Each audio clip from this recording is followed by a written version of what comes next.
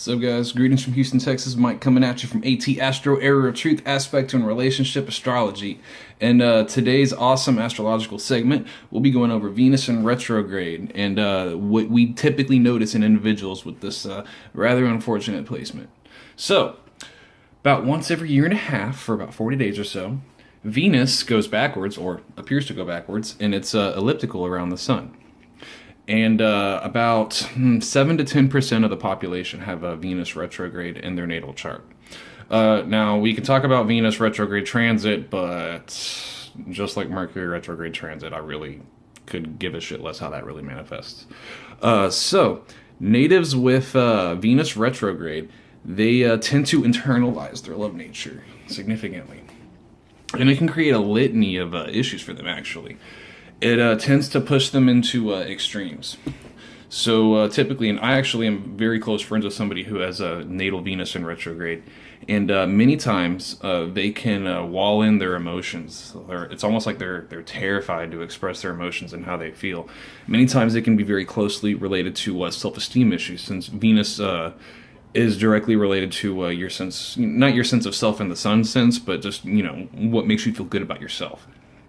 So you see a lot of times people with Venus retrograde, they tend to go after people that, I don't know how to put this nicely, are ugly, or people that are well beneath their standards. They're, I don't know, those crazy tatted up country dudes that live out in the trailer park, and they always, they're usually decent looking, but they always got like the real fat wife with, running around in a tube top and shit. Yeah, that's a Venus in retrograde manifestation. Also, you can see extremes in terms of money management. Either they'll be extreme spendthrifts, or they'll be like miserly cheap. There's also there tends to be a little bit of an issue of trying to buy people's affection and buy people's love. It's just because they tie a lot of their self-esteem up in their finances. They also and it's very funny, is even though these people can sometimes be very, very walled off, and they honestly sometimes they can seem very unemotional, depending on what sign it is. The particular friend of mine that has that placement is Venus retrograde in Aquarius. And he's actually very sensitive, very, very sensitive. He's just terrified to show it to anybody. They don't like to say "I love you." They're terrified of saying that. It's almost as if, like, deep down inside, they feel like if they say "I love you," that you're gonna just run the fuck away. Also, if people with Venus retrograde and fire signs, a lot of times they tend to jump into relationships very quickly without even thinking.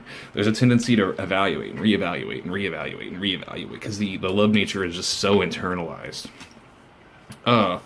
Also, you can see people who serial date, or people that actually either get married very, very young and the relationship just falls the fuck apart, and they just keep making that same mistake for the first 40 years of their life, or they don't get married until really, really, really late. So, like I said, there's always that huge extreme. It just depends on what sign it is.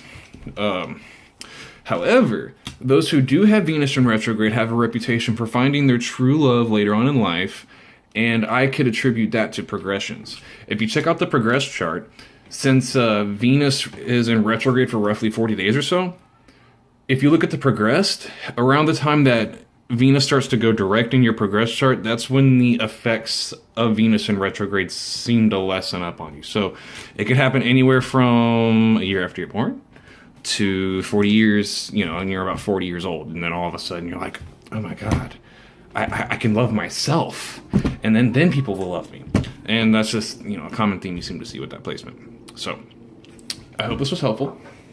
I do offer consultations. Just feel free to get a hold of me. We'll work something out. Until next time, guys.